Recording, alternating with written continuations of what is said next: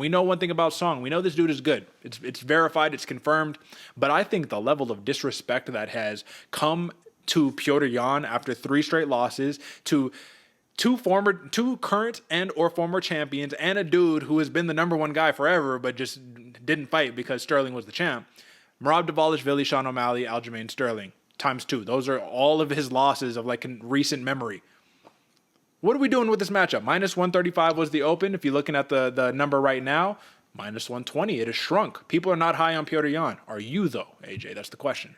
I am high on Petr Yan, Derek. And I think a lot of people aren't high on him, one, because of the 3-loss skid. But like you said, there's a world champs or potential world champs coming forward.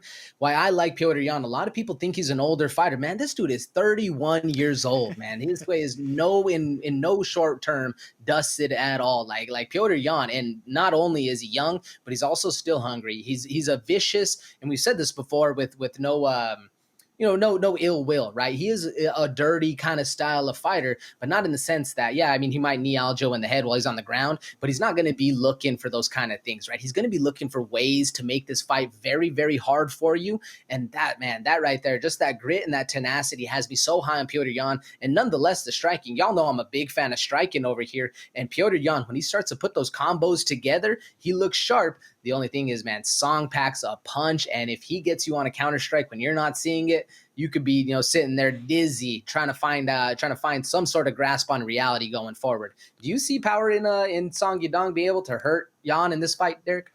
I was gonna say that's literally the only thing that I see being like a difference maker in this matchup right here.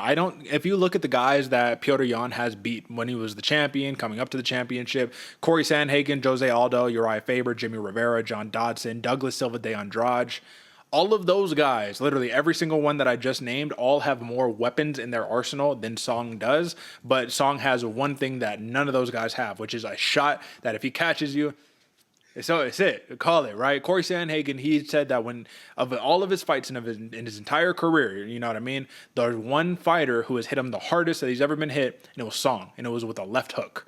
And I was like, wow, all right, that guy does have power, and we know it.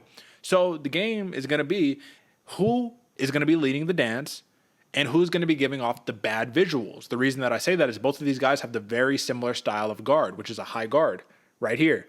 Eat the punches. All right, my turn. And it's very much my turn, your turn, my turn, your turn. So one thing that we need to take a look at here, AJ, and I think this is the perfect time to do it, is if we look at the matchup and we go to the big screen, let's look at strikes landed per minute. Petr Yan, 5.03, 4.38 for Song Yadong, not a considerable difference. Accuracy, way higher for Yan, over 50%, 42% for Song. Strikes absorbed. Petr Yan is very, very, how would you say, AJ? It's just he's willing to just eat the shots, and like I said, your turn. But then again, you have to take into consideration he's been in more 5-round fights, so he's had longer fight time.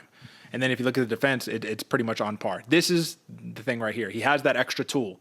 He can take Song down. And if he takes Song down, that's the question that I have for you. It's a 3-round fight. Is Yang going to start quick, start trying to beat up the body, working some takedowns, kind of take the Sean O'Malley approach? Like that fight that he had against Sean O'Malley, I thought his approach was fantastic, but Sugar was just able to get up a couple times when he was trying to keep him down. What do you think? Same approach? Similar?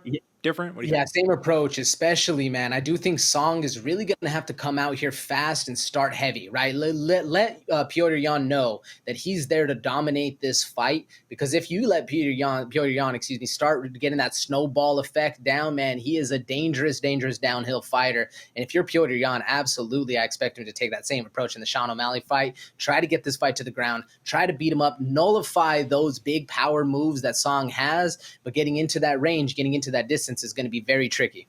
You think Song's faster? Ooh, that's a good question, Derek. I would say with a one-shot strike, Song is faster, but Petr Yan probably has faster combos. So if you're looking at the knockouts, right, from Song coming recently, Julio Arce, Marlon Moraes, which that doesn't even really count because this dude just got knocked out like 10 times in a row, something crazy.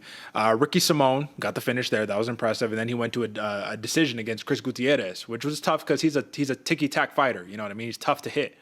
Petr Yan, not as tough to hit, but we know decisions are very, very common in this man's career, right? He has a couple finishes, Jose Aldo, Uriah Faber, Douglas Silva de Andrade, but pretty much everybody else are going to a decision.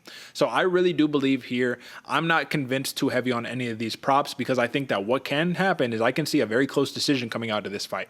That's typically just kind of what we're seeing from Yan right now. Also from what we're seeing from Song. Neither fighter just being definitive enough to have that just close out. I got it done. So that's why I say, no matter where you're at here, the Bloody Water Podcast consensus pick is on the former bantamweight champion, Petr Yan. I think one more time, let's pull it up. What is it? It is over 2.5. I think that's cash right here, bro. So I'm going to pull it up. Over 2.5, minus 275 right here. I think that I like that more than trying to place a heavy bet on either one of these fighters. Of course, the pick is Yan. I'll throw Yan in a parlay even. That's how confident that I am. But if you're really like, I want to make one solid bet, I think over 2.5, minus 275 is like a incredible bet to make at value given how confident you could be for it. Do you agree? Absolutely, especially with that last caveat. Given how confident you can be going into this one, I see a very, very close fight. And I was looking at the odds. I mean, the odds for Petr Yan, man, even plus 135 decision, it's a little too close for me. I really like that over 2.5.